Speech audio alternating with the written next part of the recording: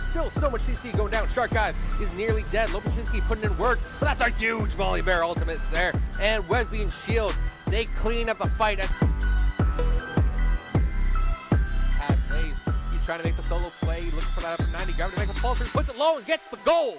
And so that will be the Condors. Angle going, working on the flash. They get 1, 2, 3, 4, all down at once right at the start of the round. That was Condors. probably the quickest round.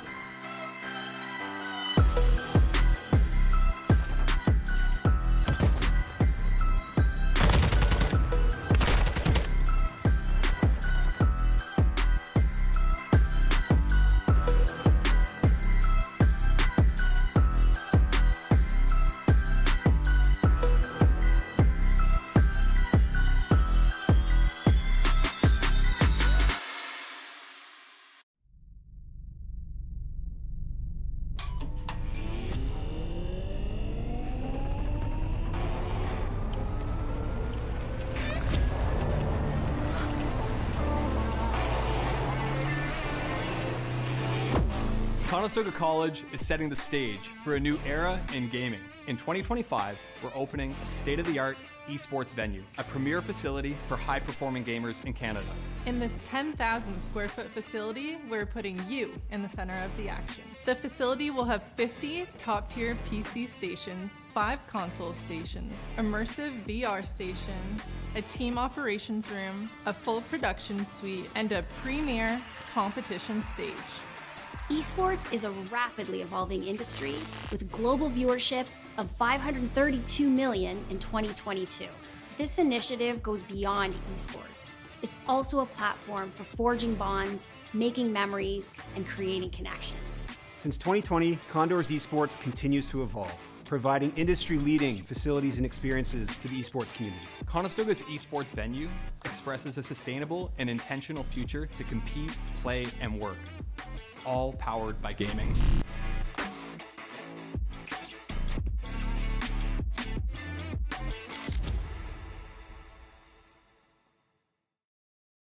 Esports is for everybody. That's what makes this so special, where there's not a lot of barrier to entry. It's, do you have a passion for gaming? That's all it really takes. There's so many different things involved in this. It really does take that full team to make a successful event run.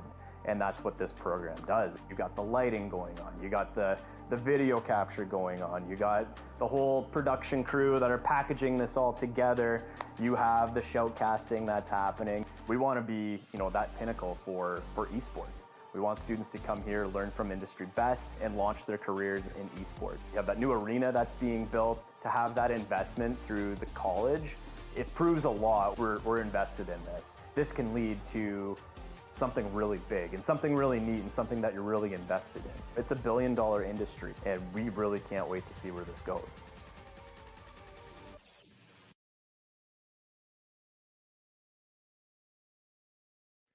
Hello and welcome back to Conestoga College. It's time to watch some Condors Esports. I'm Leaf, your usual, and today, wait, you're not Heck. No, I'm He's not. transformed. It's Cove. What's up? I'm doing good. I'm excited for some Counter-Strike to be played today. That is what it is today. You've been missing out on a lot. I missed you. Wait, before we get to the games, I missed you. We haven't seen you in a little while. I'm glad that you're back here to talk some Counter-Strike. Yeah, we had a little health concerns, but we got through those. You're crushing it now. Shout out to the walk-in clinics that are available to us for being free. This is a shout out to easy. Canadian healthcare. Shout out to healthcare, and very excited for this. Got me back into it. I've missed out on a few matches here, but this one in particular, I'm really looking forward to. Great. Well, at least it wasn't like a cut on your finger, because then you wouldn't be shouting out. Oh, I'd be fully. That's great. Anyways, we do have Counter-Strike today, but it's different. It's our Counter-Strike Academy team, which we have not showcased this semester at all. No, we have not, and a lot of new stuff that we're going to be looking at, a lot of strats that we've not been seeing before, so it's going to be very exciting. And new for both you and for us here. Right. It'll be interesting to see. We've already been talking, of course, to the squad beforehand. It seems like they're relatively confident in what they're expecting today, particularly, I think, because of the maps, because we were getting the vetoes in. So if we throw those up on the board, the big thing we talked about to them. Oh, sorry. We want to show points before that. Actually, that's a good point. Let's talk about where they're at right now. It actually really doesn't matter because there's a good chance they're making the playoffs. Top 2 make it in. Yep. Right? And they're in a good place to put themselves in at. They're playing NCSU right now. They've already played Nichols and lost to them. But look at Nichols. They're at 4-2. So we could be in a good spot. If we went on the rest of the season here, don't drop a game, that's first place secured. We take every single game, the only one loss. And that's what they want. That's what the players were telling us going into this, is that they want that bye heading into that and automatically qualifying for the semifinals. Yeah. So if we just win today, guaranteed locked in at number 2 based off our win losses against the other squads, as long as that's what they go tiebreakers on. And if we win both of ours, that's first place. So win today, very important to make sure we lock it in. We could lose today and then win the next one, but then there's some problems, right? And then you gotta win out through the playoffs, and that's a tall order when you have to play. I'm pretty sure it would be 3 separate playoff games. Even before that, you're waiting to see how the other team does. NCSU does for their last match as well. So let's just win today, lock it in, right? Win today, facing off against North Carolina State University. Right. So. And let's get to the thing I almost jumped the gun on. Let's get to the maps because we talked to the squad beforehand. Right. Yes. He said that there was a tricky map he wanted to pull out because he doesn't think the opponents know what they're doing here. And did we see it? I'm not sure. Well, they also did one Inferno. Yes, but Ancient was the main one. Yeah, and that's the first map we are going to be seeing. So that is their strat coming into this today. They talked about how they were confident because watching their opponents play that map looked like they didn't really know what they were doing. Didn't have a lot of lineups. Didn't have a lot of strats. We'll say. Right. And we'll see. But that is just a winging it kind of pick. Now, what's great about it is you also mentioned Vertigo was one of their other maps, and NCS, you picked that for us. Yes. So that could go either way, as we've seen with our other team. That is okay. That is very true. We've definitely seen I do like the confidence, and I do like seeing a map that we like, not a map like, I don't know, like Nuke, that never gets played, that gets banned. Not picked, so we're safe going into this first and I would say second match. Right. And I'm honestly hoping it just ends there. But if not, we head on to Anubis, which I believe they also were confident on. Yes, that was one of the maps that they mentioned to us. It was Ancient and Anubis that they wanted to bust out for this matchup in particular. I'm just excited to see this Ancient match, to be honest. I'm glad that we're getting that first because there was talks that might end up being like the second map maybe, but because they had first pick, they went first. And the fact that they're saying, hey, we think we have this, there's a lot of longs that I can hold with the op, and if they could just lock it down with that, that'd be great. But they said defensively, they're feeling very confident, and their opponents oftentimes don't use util properly, and they're just kind of walking their way onto site. Yeah, and that's going to be the big thing to see for the Conestoga team here is how the op gets used, as this is the first time that we'll probably be commentating a game where the opper is the IGL, and so a lot of the strategy is actually going to revolve around that position, which we haven't seen yet. We've seen a lot of strategic plays based on how many people you're sending to a site, but now it seems like we're going to see more supports hanging with one other member on a team, and then some exciting lurks. Right, and there's Captain on Scream. Aforementioned Opper. Captain on screen there, and beside him you see Stork chilling out, and he's the guy that we said to be watching for. Is he's going to be lurking around, and they said 30 kills. They did. That was Stork said bring that down a little bit. It's taller for a comp game. I am keeping my eye out now that team captain is confident. And this is what we've seen is a lot of confidence in the rest of the squad from team captain. So I hope that bleeds and oozes into. Well, it seems like there's a lot of playfulness that stems from the captain and goes to the rest of the team. And I don't mean playfulness in like a unserious way, more so playfulness in a team chemistry way. They seem to be all clicking, and that's going to be the biggest thing here. Right, which again will be interesting to see because we know at this level of play at least that sometimes those things can fall apart. Yes. Especially if your opponents don't have a lot of structure. And if we see that today, that chaos can throw you off of your structure sometimes and catch you off guard. I mean, we've seen that even with the varsity team times that they've been playing squads that they should surely be beating, and then some weird strats come out, some boosts here and there that you're not expecting that really throw you off your game, and it's really hard to bring yourself back into it. Well, yeah, it's definitely going to be that. It's going to be how they play off the chaos and how they play off strategies that they aren't expecting. As you were saying, their defense is ironed out, and they have a strong defense. They feel confident in it. It's just going to see how they counterplay different strategies that you can't practice against. Right, exactly. Now, out of the maps that we did see for yourself, which one are you particularly excited to see based off your own favorites? That second map, Vertigo, that's going to be huge. As a map that was mentioned to us as a map they did want to see, and that being the second map, it's going to be the big decider, I think. Right. Well, not decider for the game. I'm not saying it's going to be a sweep. I just more so mean it's going to decide how the rest of the series is going to go moving forward. No, it's going to be the decider. It's going to be talking with confidence. That's why. Hey, we got to follow Captain. We do. And that's how he sounds. He's feeling locked in for a squad right now, and he's been taking charge too. Even when we were gathering, just talking and getting some info from them before, the way he commands, he's like, "Hey, headsets off. What's info? Give me right now." To his teammates. That's a leader. That's someone that locks in the squad and gets them on point. Sometimes you look at the cadet leader, and you might sometimes resent them, but you realize how much they hold you together. And he's a guy that does that. He's locking them in. So hopefully that turns into structure for the squad once they get onto field again, especially on Ancient, where they said there's not a lot of practice around, but there's confidence around. Yeah, there's angles, and they're confident in their aim. That's the biggest thing. Right. And so now we're just waiting on their side for a player. But the biggest thing as well is that cadet leader, the guy that you follow, is that when everyone was taking off their headphones, it was with a smile. The morale was high in the room. And everyone looked ready to go. Everyone looked excited to play. So that's going to be the biggest thing. And if the aim is on, then that morale continuing high going forward could be very beneficial. Right. Now, it did seem interesting, though, especially we heard that a lot of this was coming down to op play. Yes. It did seem like a lot of that was pivoted around. So if they can get those early rounds, get your pistol and earn some early rounds, get that econ good right off the bat, that's going to be great going forward. But what throws a little wrench in that plan of revolving around some of that op play is that if you don't win those early rounds, now you're struggling to catch up, especially if your game plan revolved around getting that early. Well, that's the thing, is the counterplay is if things don't go right, is if your strategies don't go the way that you hope they would go, how do you play off that? And if your econ is bad, then what strategies are you going to bust out that the other team is just not going to be ready for? And that's going to be the biggest differential here, is when it comes down to it and that chaos starts, how do you respond? How does your movement look? Are you working as a team? Are you moving as a team? Or do you forget that? Do you try to just get the picks and eventually fall apart?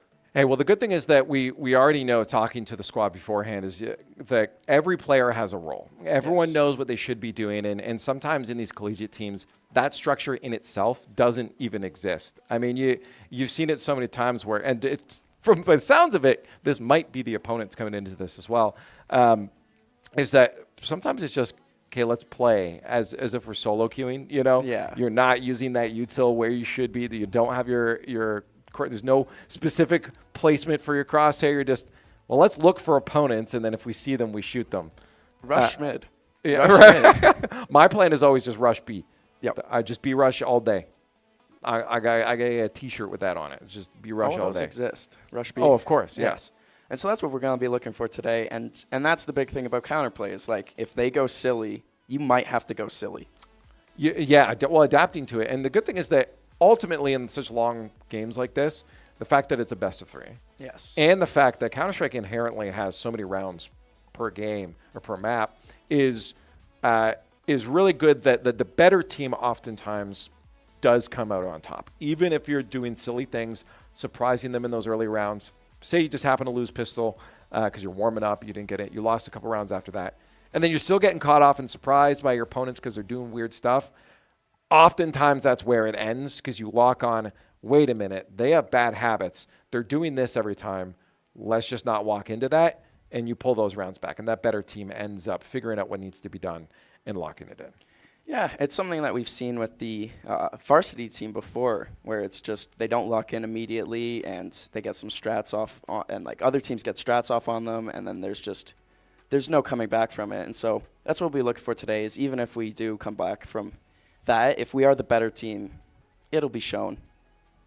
It will be. So, but we don't have our match ready yet. Not yet. So it's still the early on podcast before that match starts. And again, we've gone over the confidence of the squad, and I think it's really cool. They're locked in. I mean, you see the dedication from our captain on this academy squad too. You know, he's kitted up, he's ready to go, he's in facility, he's been here for a while, he's talking to everyone, and I think that's something so cool that he has as a resource. The fact that the facility is here for them to be able to come in and do that all the time is a huge testament. I think that why our teams in general, that we're normally watching the varsity side of things, but our teams in general are doing so well across the board on average, whether it's Valorant, whether it's Counter-Strike, whether it's Rocket League, whether it's Call of Duty, we have our teams across the board doing really well. Well, yeah, every single time I've come into the hub to do one of these, or just in general to come in and game, they're teams together playing. They don't just do it to game. They do it because they want to have fun, and they have fun playing with each other. Right. And that camaraderie, it's more so than just being teammates. There's a camaraderie element to it. Right. And that goes so far for success. Oh, especially, yeah. I mean, having the face-to-face is something that I think is understated a lot of times. I mean, especially when you're getting into heated moments online, which is going to happen in stressful matches like this. It's easy to let animosity sink in, but when you see someone face to face, it's a lot harder to make them your enemy when they're right there. You have to filter yourself. Exactly. Yeah. And you can lock things in. So while we get our opponents on the other side of the field to get our match underway, we're going to go to a quick break. We'll see you on the other side.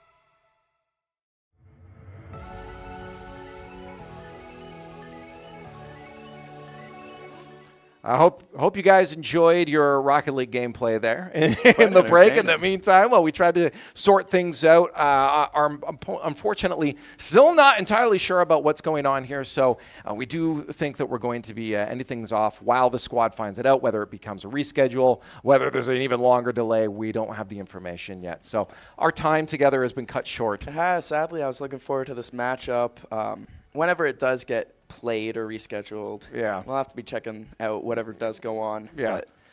Pay attention to socials to find out that stuff, maybe. Socials. I don't know if they post this stuff. Instagram, whatnot. Regardless, if it ends up being a forfeit, that's really cool because that's a locked-in number 2 spot. It's playoffs, baby. That's playoffs. And regardless of how it goes, there's still the chance, even if they end up rescheduling and losing this. So, yeah. But just so you know, I don't know if we got the schedule too, but we do have playoffs next week. This is exciting. This is where NACE, NECC, I believe there's some ECAC in there as well. There is a lot of very intense matches happening next week for Conestoga. And a lot of our teams are playing in these playoffs. I told you before how good our teams are doing across the board. Yeah, if you're going to be picking any week to really start watching esports or just watch esports in general, it is this next week. And it's the Condors. And it's the Condors. This is the team you want to be watching going into this next week of play.